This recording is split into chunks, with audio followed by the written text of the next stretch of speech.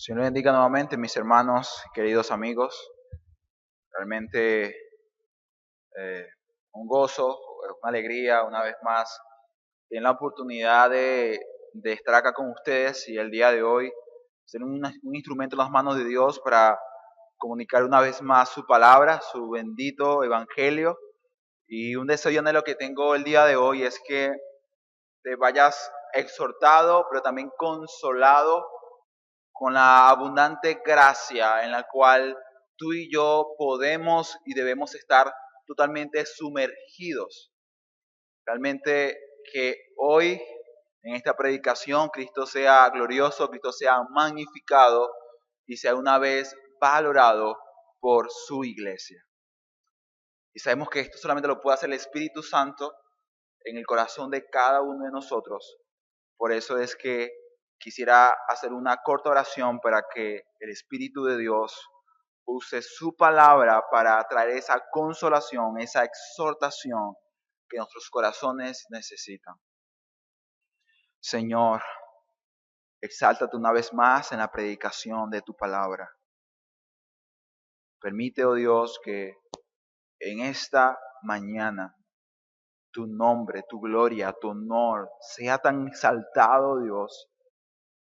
Sea honrado tu nombre a través de esta predicación y que todos podamos ver y contemplarte una vez más, hallarte más hermoso, valioso. Ayúdanos, Señor, a contemplar la belleza y la hermosura del Evangelio. Quedemos sorprendidos, maravillados de cómo nos has amado y nos has abrazado con perdón, con misericordia.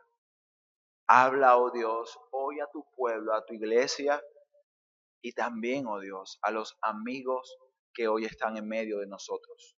Lo pedimos en el nombre de Cristo Jesús. Amén y amén.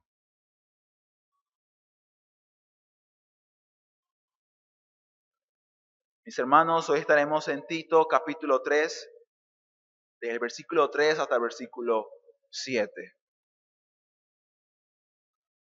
Si recuerdan un poco la enseñanza anterior, creo que era bastante clara, bastante fuerte. Y si podemos resumir en pocas palabras lo que se predicó el domingo pasado, era algo así como que sujétate, ¿no?, a las autoridades porque estas han sido colocadas por Dios.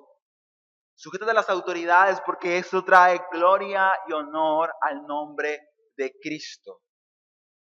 Si se dan cuenta, mis hermanos, la enseñanza anterior era netamente demandativa y también a su vez señalaba claramente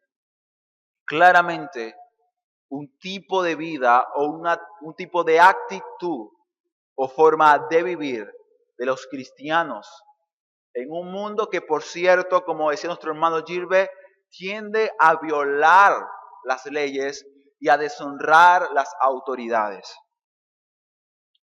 Claramente, mis hermanos, por la descripción mencionada por Pablo en el capítulo anterior, los cretenses no eran un signo o una muestra de valores, ¿no?, que incluso incrédulos, hombres no cristianos, tienden a estimar y a valorar y decir que son realmente buenos, como lo es la honestidad, como lo es la bondad, o sea, mostrar algo de afecto, cariño a otro, como lo sería incluso el dominio propio, el no ser un borracho, un drogadicto o un amante a prostitutas. La verdad es que los cretenses no eran un ejemplo de tales virtudes. Evidentemente, el reino de Satanás había avanzado y había tomado dominio total de esta isla. Pero sabes, en un contexto tan complicado como ese, donde vivir impíamente era la ley y la norma de toda esa isla, se le llama a la iglesia, a las iglesias de Dios en Creta, a hacer luz en tinieblas, a reclamar la isla y decir, Cristo el Señor gobierna la tierra. El llamado de la iglesia, las iglesias de Creta, hermanos, es el mismo llamado a la iglesia hoy en pleno siglo XXI. Reclama lo que a Cristo le pertenece y sé luz en las tinieblas. Y saben, creo que cuando se habla de demandas del Evangelio, puesto que son aspectos muy prácticos y puntuales, probablemente sean confrontativos, también sean objeto para algunos nosotros de lamento por no ser un reflejo de lo que se demanda, o incluso en algunos, lamentándolo mucho, dureza de corazón, al tratar aún todavía de justificar aquello que no es de acuerdo a lo predicado a la luz del pasaje. No sé, hermano, cuál fue la respuesta tuya del sermón del domingo pasado. No sé realmente si te impactó o te movió a honrar a Cristo incluso en tu trabajo o ante las autoridades que Dios ha colocado sobre ti. Pero la verdad, hermano, es que si eres cristiano o eres cristiana, sí o sí debes vivir de manera diferente al mundo. Tú puedes decir, pero ¿por qué? Porque la gracia de Dios lo cambió todo. Por eso. Y de hecho es el título de esta predicación el día de hoy. La gracia cambió todo.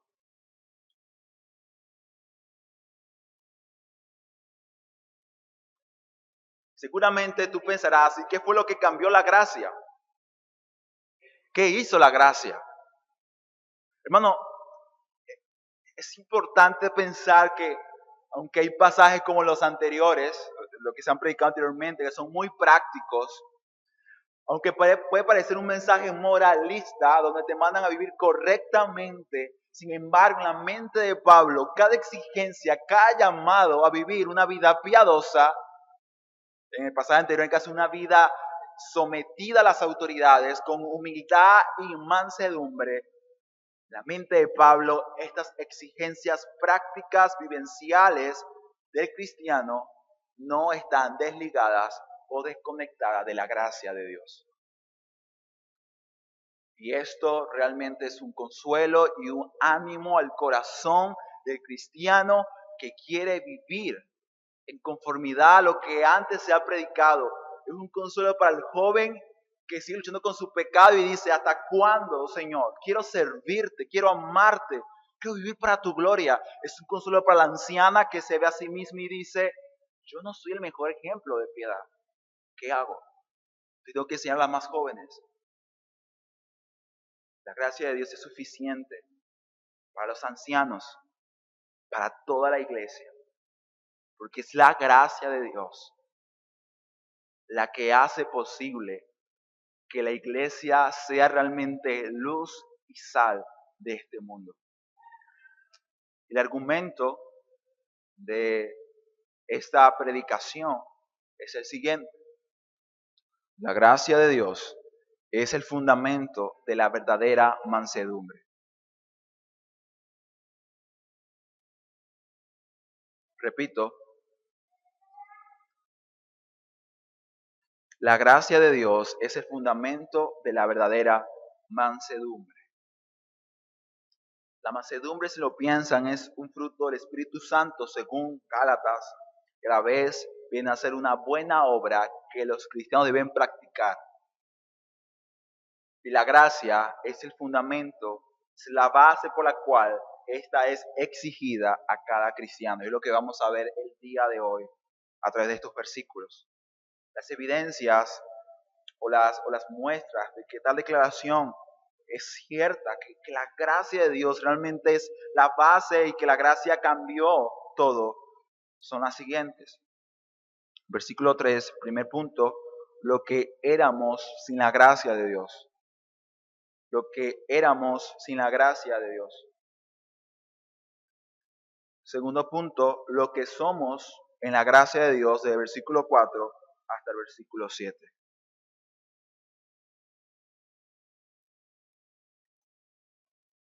Del 4 al 7. Vayamos al primer punto, versículo 3. Dice la palabra del Señor. Porque nosotros también éramos en otro tiempo insensatos, rebeldes, extraviados, esclavos de concupiscencias y deleites diversos, viviendo en malicia y envidia, aborrecibles y aborreciéndonos unos a otros. ¿Qué dice Pablo, querido hermano y amigo, en este versículo? Si te das cuenta, la primera palabra que leemos es un conector argumentativo, es un conector que trata de argumentar o explicar lo antes dicho. La pregunta es, ¿qué fue lo que Pablo dijo en el versículo 2?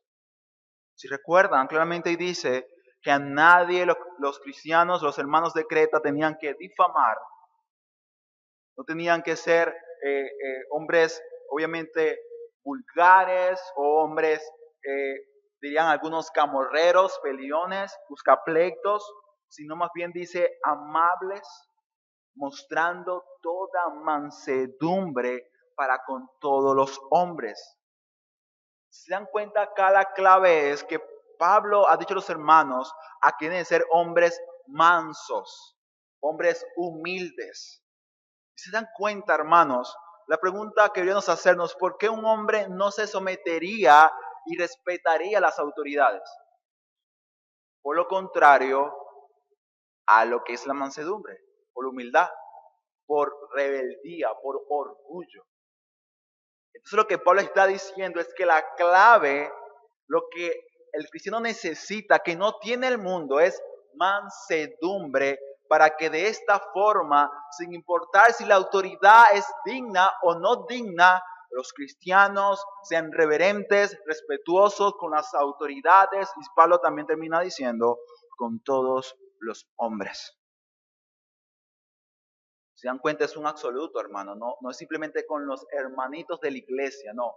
Con todos los hombres, tú debes ser un hombre manso, un hombre humilde, un hombre respetuoso, incluso aunque te falten a ti el respeto. La mansedumbre, desde el punto de vista bíblico, significa lo siguiente, escucha bien, es una fuerza bajo control. O sea, la mansedumbre, lejos de lo que el mundo puede pensar, que es debilidad, ¿no? Imagínate un hombre que le insultan, que le insultan verbalmente, que le hacen cosas muy malas y ese hombre se queda tranquilo. ¿Sabes qué hace el mundo? Ese hombre es un tonto, es estúpido. ¿Por qué no hace nada? ¿Saben? ¿Por qué no se defiende? ¿Por qué no responde? Sin embargo, desde el punto de vista bíblico, exactamente hacer eso es ser un hombre fuerte, no débil. Todo lo contrario, el hombre débil sucumbe fácilmente ante las pasiones, ante la ira y el enojo que fácilmente se puede encender en cualquier corazón humano caído. Es una actitud de humildad, de serenidad, que se manifiesta en la forma, escucha bien, en la que un hombre se relaciona con Dios y con los demás. Incluso en las situaciones difíciles o adversas. Hermano, la mansedumbre realmente es un acto de la gracia divina. Es un fruto sobrenatural de Dios. La mansedumbre implica lo siguiente, escucha, humildad. Humildad. Es reconocer ante todo tu propia dependencia de Dios y la necesidad de su guía. Tú no alzas la voz a la autoridad, te rebelas contra ella, no por la autoridad en sí misma, es por Dios. Y tú te sometes a la autoridad de Dios que te ha dicho respeta la autoridad. Es a Dios. Si dan cuenta, es algo vertical que se refleja en lo horizontal. También implica paciencia. Es soportar las dificultades y ofensas sin reaccionar impulsivamente. Amabilidad. Se manifiesta en la forma en la que se trata a los demás. mostrando compasión, escucha bien, y empatía. Y empatía. Implica dominio propio. La mansedumbre no es debilidad, como se ha dicho anteriormente, sino una fuerza interior para controlar las emociones y las reacciones. También implica justicia. La mansedumbre no significa ser pasivo ante la justicia, sino actuar con sabiduría y discernimiento.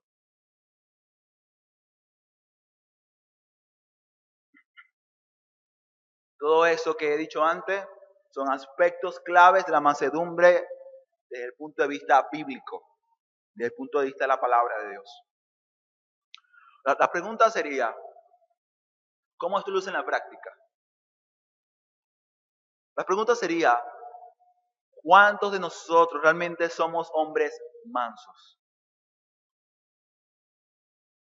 En nuestras relaciones con los hombres, en tu casa, aquí en la iglesia, en tu trabajo, ¿eres un hombre manso? ¿Eres un hombre humilde? Seguramente tú dirás, bueno, hago el intento, pero es que la gente no ayuda. ¿Ah? Es que la gente no ayuda, la gente pone un poco difícil. Bueno, ¿sabes algo? ¿Sabes algo? Precisamente esa es una reacción, una vez más, de tu corazón pecaminoso y corrupto. Él busca, al igual que Adán y Eva, al comienzo de todo, al haber violado el pacto de Dios, al quebrantarlo comiendo el fruto que le dijo, no coman, ellos dicen, ¿cómo reaccionan ellos? Bueno, Adán dice, es culpa de la mujer que me diste. Esta mujer que me diste es un estorbo, no me ayudó. ¿Saben? Y la mujer que dice, la serpiente. Ella dirá, bueno, si Adán me echa la culpa a mí, yo tengo que echar la culpa también a alguien. La serpiente es culpable. La verdad, hermano, es que qué engañoso es el corazón. Y por esa razón la gracia de Dios es necesaria para no poner justificaciones, no decir como que bueno, pero se dice fácil, ¿sabes? Pero en la práctica no lo es. El hermano no sabe cómo es mi situación en el trabajo, no sabe quién es mi jefe, para que él espere que yo me someta a él tranquilamente. Él no sabe. Sí, yo no sé, ni Gilbert sabe con qué te enfrentas cada semana. Sin embargo, la gracia de Dios te equipa y te da lo suficiente para ser como Cristo, sin importar las dificultades y adversidades que estés enfrentando. Y lo que Pablo está haciendo acá con el porqué es señalar un principio importante a considerar, de la razón por la cual debe haber amabilidad y no lo contrario a ello, o mansedumbre, lo contrario a ello que es orgullo. Muchas veces cuando respondemos de forma irada ante otros, buscamos justificar lo que hacemos porque decimos, él se merece eso. De hecho, la búsqueda de venganza es una actitud de que él me ha hecho daño a mí, él merece ser castigado. Yo me voy a encargar de eso. Y claro, esta forma de venganza se puede mostrar de muchas maneras, sea una agresión física, verbal, o puede ser incluso indiferencia y silencio. Hay muchas formas de venganza. Y el punto es el siguiente. ¿Por qué yo no debo hacer eso? ¿Por qué no debo hacerlo? Imagínate tener un jefe impío, un jefe muy malo, un hombre que no teme a Dios. Es un hombre que te paga a destiempo, es un hombre que te pone cargas de más. Imagínate convivir con ese hombre. Seguramente tú dices, ¿sabes qué? Como él es tan malo conmigo, también voy a hacer algo. Voy a llegar tarde, voy a salir más temprano, no voy a esforzarme demasiado porque, ¿sabes? El sueldo, lo que me pagan no alcanza. No sé cómo reaccionás tú, querido hermano o hermana, en relación a ese contexto. Pero ¿sabes qué dice Pablo? Sean mansos, porque eso eran ustedes en otro tiempo. Pablo dice que la forma de cristiano responder ante tales cosas, suponiendo evidentemente que estos líderes o estos gobernantes eran impíos, porque en Creta no había quien se salvase de esa etiqueta. Por lo tanto, imagínate estos hermanos viendo sus trabajos con hombres perversos, hombres pecaminosos. Cuando un hombre no tiene temor de Dios, puede hacer cualquier cosa. Puede hacer cualquier cosa. Y tristemente nunca en el bien y beneficio de otros, sino propio. El punto es el siguiente, hermanos. Pablo le dice a ellos, ustedes deben ser mansos. Aunque sus líderes, gobernantes, vecinos y hombres que le rodean sean hombres impíos y malvados, ustedes no deben sucumbir, no deben ceder. ¿Por qué? Porque cuando los vean a ellos, lo que tienen que ver es un reflejo de lo que ustedes antes eran. ¿Y sabes qué es lo hermoso cuando el hombre realmente practica eso, el cristiano lo practica? Que en vez, el deseo de venganza, el deseo de tratar de retribuir, ¿no? Ojo por ojo, diente por diente, en vez de tratar de darle lo que Él me ha dado a mí, que es algo malo evidentemente, es más bien, ese deseo de venganza se convierte más bien en compasión. Hermano, ¿tú tienes compasión de tus jefes malos? ¿Lo ves con ojo de misericordia o más bien con ojo de si pudiera hacer algo, ¿no? ¿Sabes? Pablo hace lo siguiente. Nosotros también, dice, éramos en otro tiempo. Y comienza una lista larga, hermano. Lo que termina diciendo es, Pablo le dice a ellos, hermanos, sean mansos, sean humildes. Aunque los hombres sean malvados y pecadores, hostiles y malvados, le dice, sean humildes, seamos humildes porque nosotros éramos como ellos.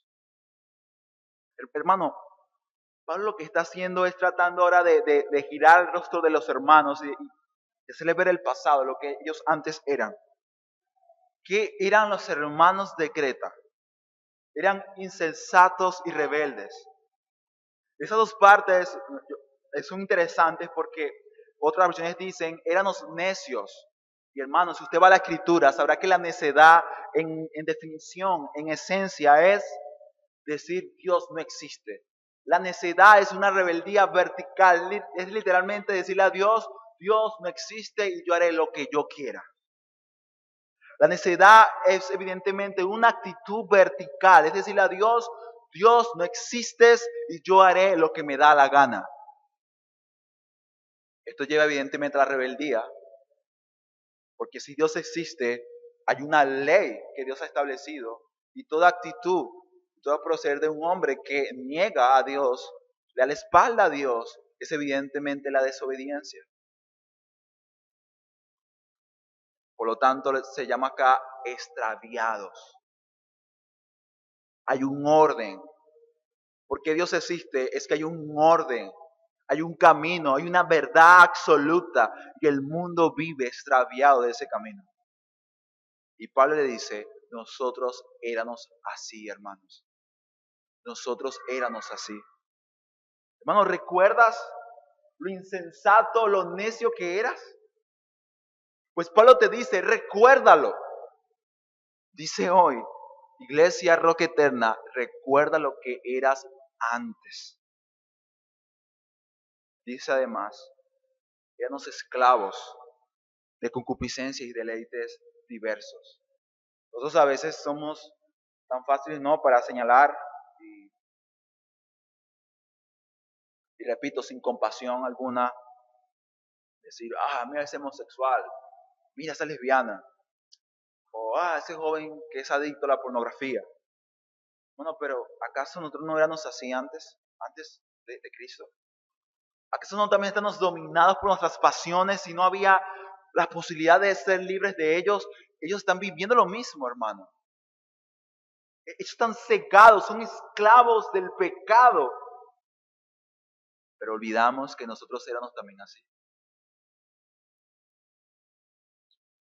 Evidentemente, cuando hay una ausencia de un reconocimiento de que nosotros éramos así y que realmente algo fuera de nosotros cambió todo, se alimenta el orgullo y la altivez, incluso religiosa. Le dice, hermanos, nosotros éramos envidiosos, aborrecibles y aborreciendo a otros. Si se dan cuenta,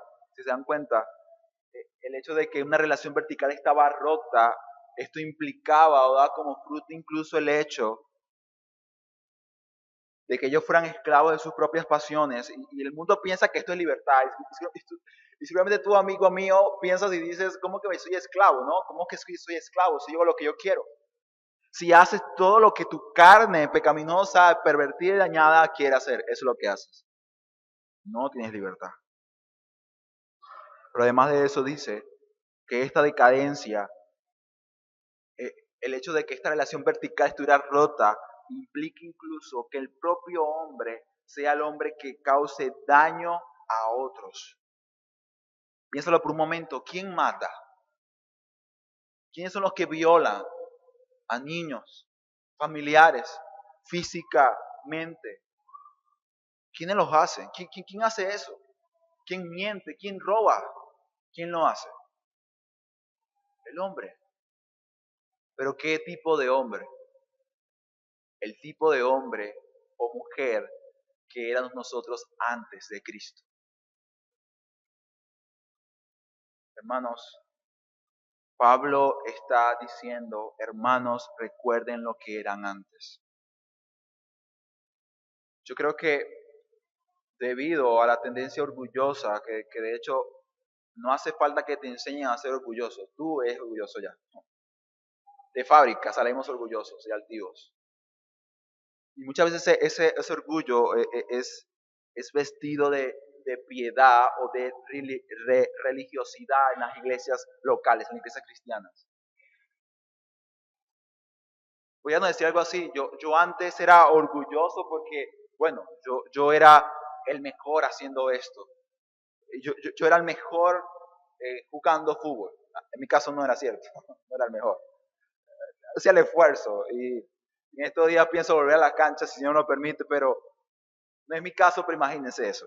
Yo soy el mejor de fútbol, soy el mejor y me enaltecía y decía, soy el mejor haciendo esto, ¿no?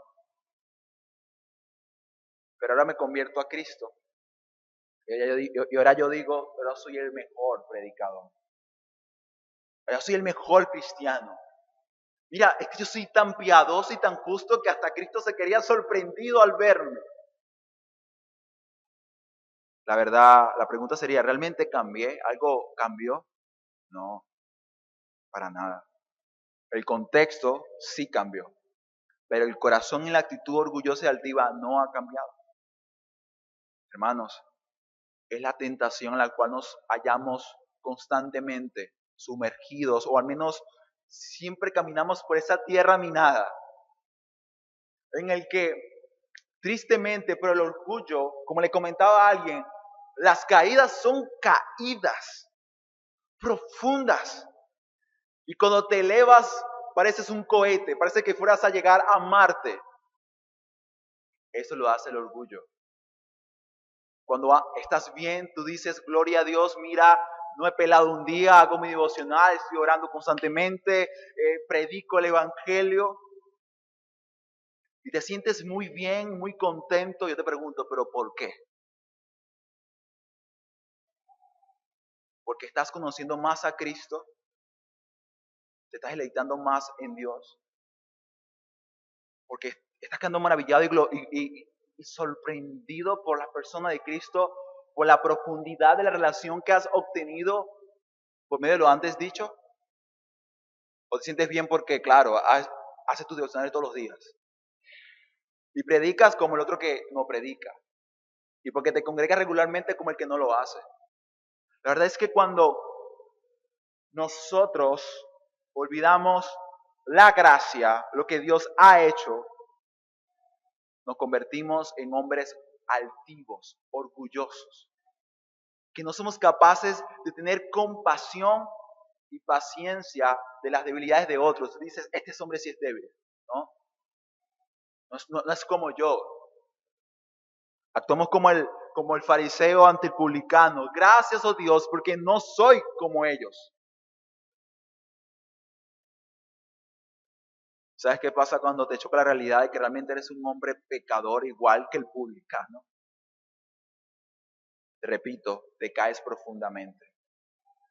El orgullo siempre nos lleva a los extremos realmente pecaminosos y dañinos, incluso para el cristiano. Te lleva a lo más profundo al punto de que no puedes observar y contemplar la gracia. Dices, yo no sirvo para nada, yo otra vez pequé, estoy solo, ¿hasta cuándo? Y comienzas a decir, todo soy yo soy la oveja negra, yo soy el culpable, todo soy yo. Una vez más, el orgullo dominando tus pensamientos, tus anhelos, tus deseos, el orgullo. Siendo Señor y dueño de tu corazón y no la humildad. No el reconocer que tú necesitas de Dios siempre. Cuando estás arriba, entre comillas, ¿no? Cuando vas bien y cuando estamos muy mal. La verdad, hermanos, es que Pablo lo que quiere hacer es lo siguiente.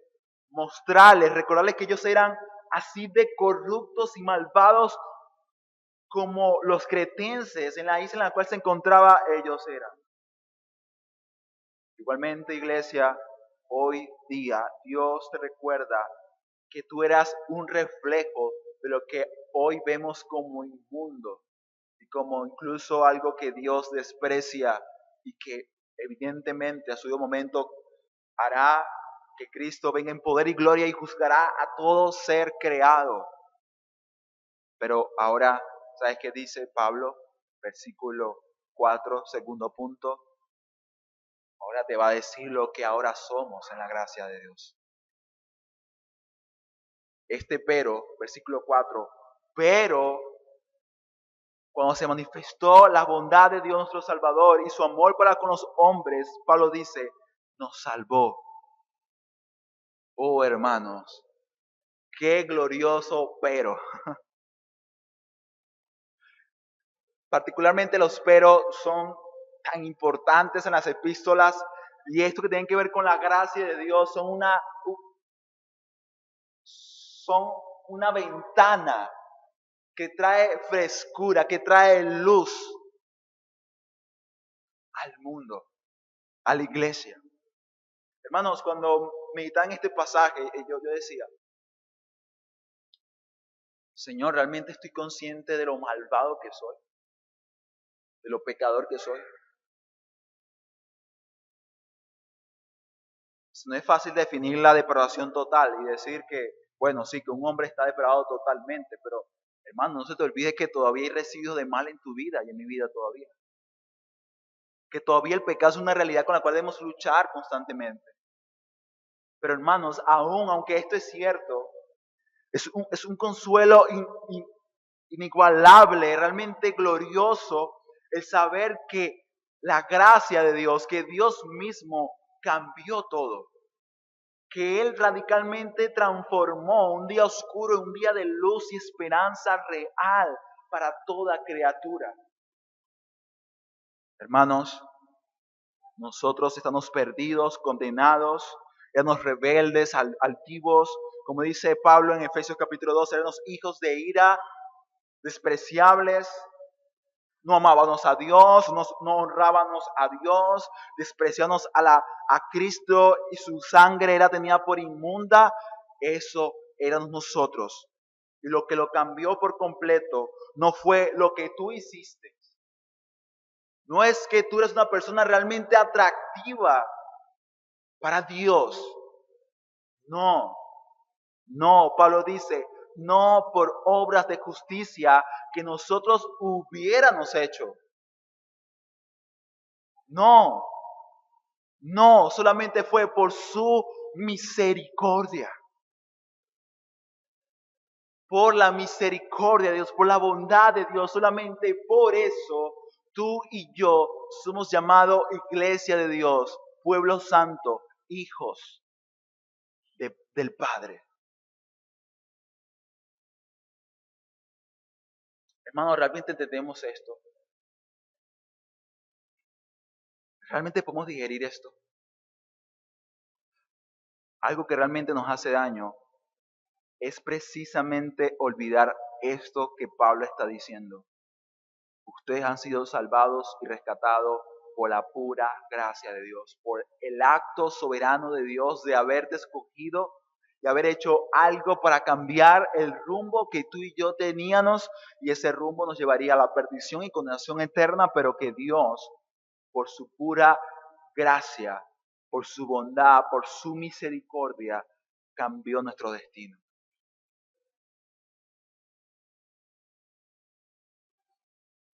¿Sabes qué le dice Pablo a Timoteo? En sus cartas le dice lo siguiente. Le dice, Timoteo, esfuérzate en la gracia.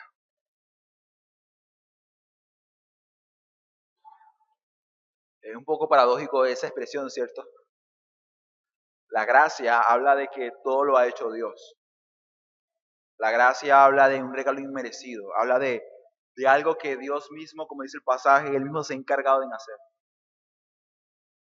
Pero está un verbo junto con ese señalamiento, y el verbo es esfuérzate.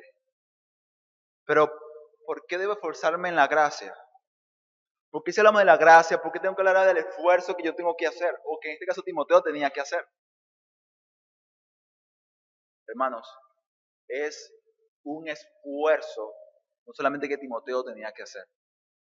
Todo cristiano debe esforzarse en vivir y caminar en la gracia. ¿Sabes por qué? Porque el modo de operación natural de nosotros, las criaturas corruptas, dañadas por la caída del primer Adán, no es caminar en gracia. No es depender de la gracia de Dios, no es depender de Dios para hacer todas las cosas. El hermano comentaba el problema que tuvo ayer, y también me comentó un poco esta mañana de cómo se hizo difícil poder hacer algo fácil, humanamente hablando. Y hermano, fácilmente el ejemplo, hermano, nos representa a todos nosotros. Decimos, no, es que hay muchas cosas que hacer como para tomar un tiempo para orar y buscar la presencia de Dios. ¿Sabes qué? Es que estoy muy ocupado. Dios me va a entender. Y así nos vamos a trabajar, y así nos vamos a hacer diligencias, sino habernos presentado ante Dios y tener un tiempo devocional, realmente una intimidad con Dios. No simplemente leer tu Biblia por leerla, cumplir con el plan de lectura, hacer una oración rápida, decirle Dios, guárdame, protégeme. No estamos hablando de eso, hermano. Estamos hablando de ir a la fuente de la gracia de Dios y beber de ella. Hablamos de depender realmente de Dios. Hermano, un mandamiento como es orar sin cesar, parece a veces para nosotros imposible. ¿Cómo voy a hacer para orar sin cesar? Yo tengo que trabajar, ¿no? ¿Cómo hago? Pasar todo un día de rodillas. Pero hermanos, el orar sin cesar es posible cuando vives en la gracia, porque constantemente le dices a Dios, Dios, ayúdame, Dios, depende de ti, Dios, guíame, Dios, dame sabiduría, Dios, ayúdame, yo te necesito.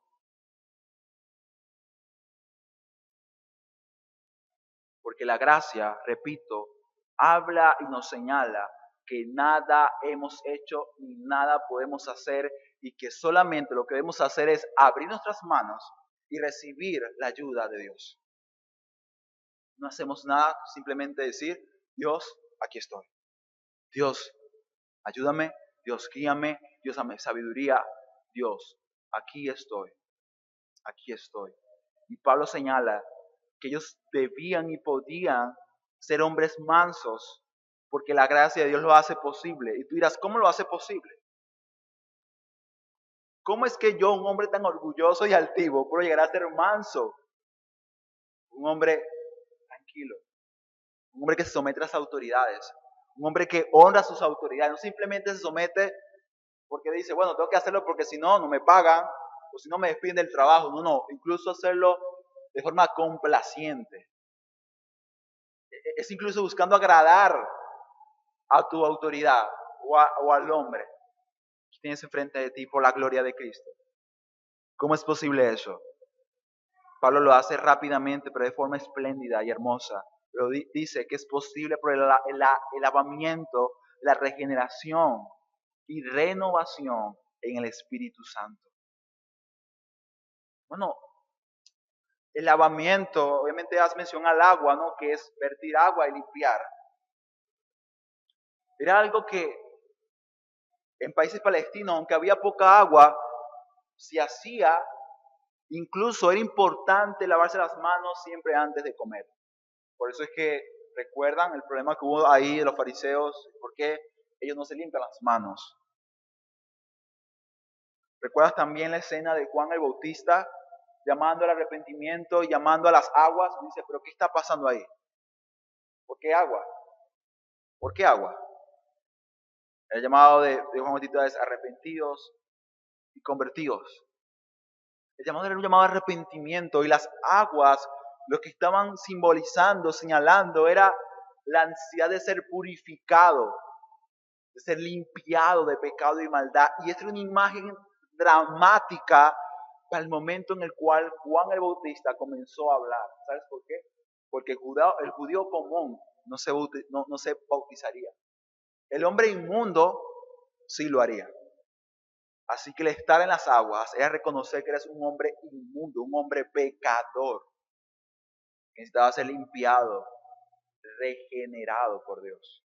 Y hermanos, Pablo usa esa imagen del lavamiento, obviamente a luz de lo que era para el antiguo pacto, del lavamiento de los utensilios, de la santificación de los tales, para decir que de igual manera nosotros, por esta gracia que cambió todo, lo cambia porque somos regenerados, renovados. Y la palabra regeneración o renovación, lo que implica, escucha bien, es literalmente un cambio radical. Es un cambio radical. Es según lo que Dios, el Dios encarnado le dice a Nicodemo, es un nuevo nacimiento. ¿Recuerdas? Tienes que nacer de nuevo para ver y conocer las cosas del reino de Dios. Hermanos, la regeneración, un nuevo nacimiento, incluso fue parte de la profecía o la promesa dada incluso en el Antiguo Testamento, Jeremías. ¿Qué se les dice a ellos? Que se le daría un nuevo corazón. Un corazón, escucha bien, que estaría marcado porque la ley de Dios no estaría en unas tablas, sino en sus corazones. Hermanos, la regeneración es el cumplimiento de la promesa incluso dada al pueblo israelita de lo que sería el verdadero pueblo de Dios. Estos hombres no se separarían de Él, honrarían a Dios, glorificarían su nombre, porque Dios mismo le daría un corazón nuevo que sea capaz de hacer tales cosas. ¿Te das cuenta, hermano? Todo es gracia. Tú amas a Cristo, tú quieres honrar a Dios. Tú te esforzaste hoy para congregarte a pesar de que estaba lloviendo y tú puedes decir, ¡ay, qué bueno, qué buen cristiano soy yo! No, el deseo de honrar a Dios, de glorificarle, de crecer, de madurar, si es que lo tienes, es a la vez dos cosas. Un signo de vitalidad espiritual, de que realmente has nacido de nuevo. Porque si no amas a Cristo, no amas a la iglesia de Dios, si no tienes el deseo de crecer y madurar, entonces no eres cristiano. Por más tiempo que tengas en esta iglesia, me disculpas, no eres cristiano, no has nacido de nuevo, no tienes un nuevo corazón.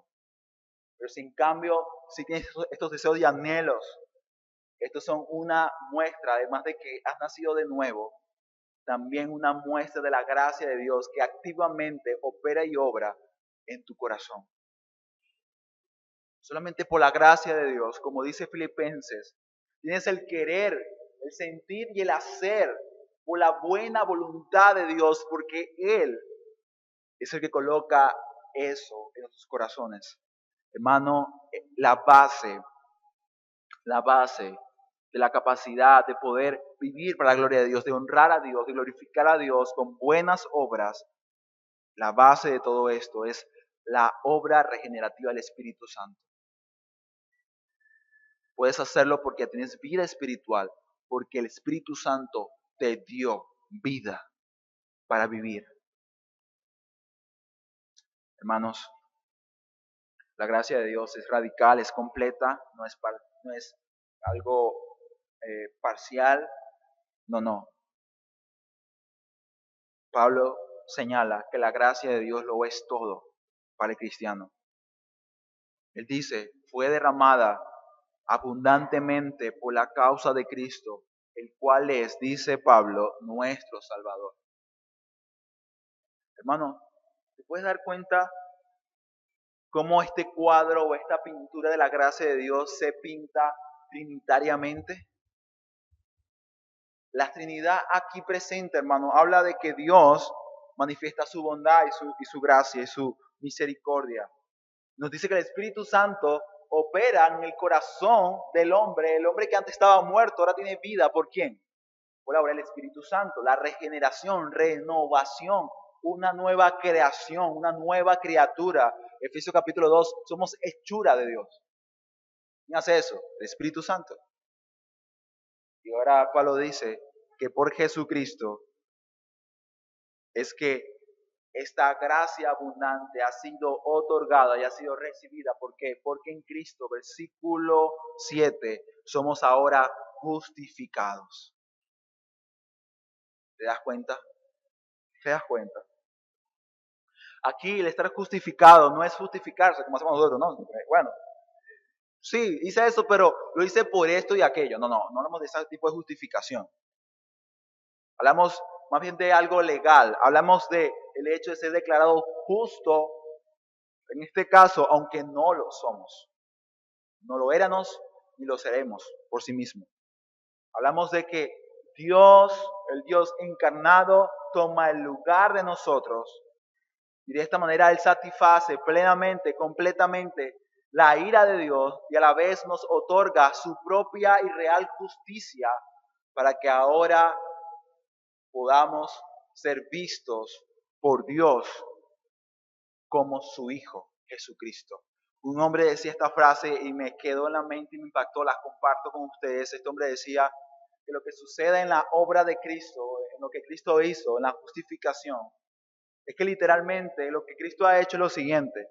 En la cruz sucedió lo siguiente. Cristo se presentó ante el Padre como nosotros, para que nosotros estuviésemos delante de Él como el Hijo.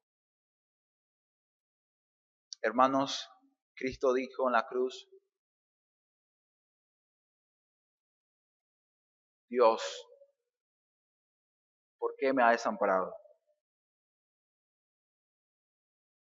¿Te das cuenta? No dice Padre, porque en ese momento Él está tomando tu lugar y mi lugar.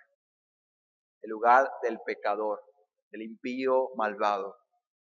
Hermanos, así como en el comienzo, es evidente que la obra creativa, la obra, digamos, de la tierra, de la creación terrenal, fue una obra trinitaria, porque dice la palabra que el Espíritu de Dios se movía sobre las aguas y que Dios decía, y luego Juan capítulo 1 dice que el verbo era Cristo. De igual manera, en la nueva creación, en el nuevo plan, el plan redentor, también vemos la marca del Dios Trino. Vemos al Padre, al Hijo y al Espíritu Santo trabajando en conjunto para que tú y yo ahora podamos vivir en esta gracia y tengamos, escucha bien, una esperanza, porque ahora somos herederos de la vida eterna. Hermanos, ¿acaso vamos a dudar? ¿Acaso vamos a temer?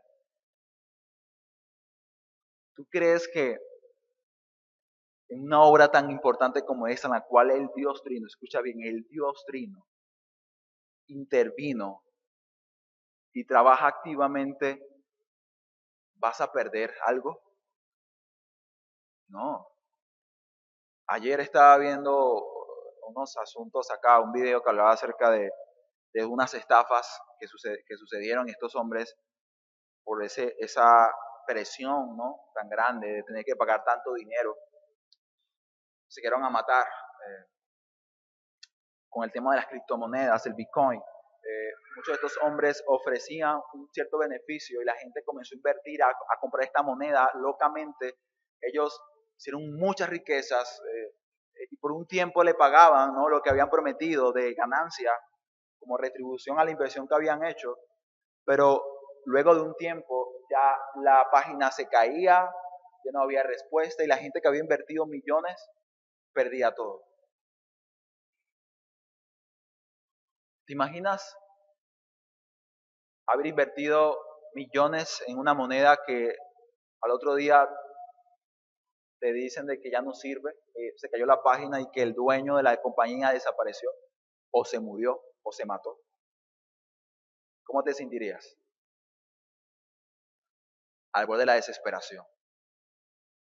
Incluso muchas de estas personas afectadas se mató, porque habían dejado todo ahí. Hermanos, si esto lo hacen los hombres por cosas materiales, por dinero, riquezas y posesiones materiales, hermanos, ¿qué podemos decir acerca de la gracia de Dios, que es eterna, no es pasajera? ¿Qué podemos decir de la vida eterna, de la promesa de la regeneración y perfección y glorificación que esperamos en Cristo Jesús, en Dios y el Espíritu Santo? Hermanos, ¿qué podemos decir acerca de ello? Hermanos, a pesar de que podemos ofender al Señor y podemos muchas veces caer y vacilar, si tú realmente has sido escogido para la salvación, hermano, la salvación y esta obra es una garantía y una realidad presente y futura. Eres un hombre que vive y está en la gracia. Solamente es necesario, escucha bien, que tú puedas entender que la vida cristiana se trata de esto, de deleitarte, de disgustar y de beber constantemente de esta fuente inagotable. Hermanos, no perdamos el tiempo en fuentes rotas, en cisternas rotas, que no pueden y no podrán jamás satisfacer los anhelos y apetitos del hombre. No lo podrán hacer. La gracia de Dios nos recuerda que como cristianos somos parte de una superélite, sino que más bien somos parte de un grupo de personas que han sido salvadas por Dios, sin haber hecho absolutamente nada en especial, nada. Si tú no has hecho nada para merecer o alcanzar la gracia, la salvación, tampoco puedes hacer nada para perderla. Es así de impresionante, de glorioso y consolador. Hermano, ningún tipo de inversión que puedas hacer por la causa de Cristo, cualquier trabajo que puedas hacer para honrar y glorificarle, será en vano, hermano. Hay una esperanza real, una recompensa real.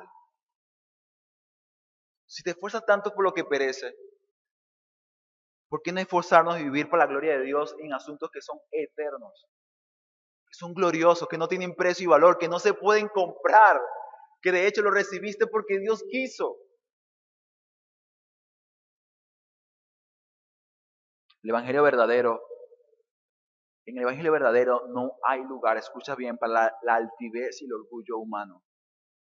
Por eso es una clara contradicción cuando un hombre vive dominado por el orgullo y la altivez de su corazón. Algo muy mal está pasando.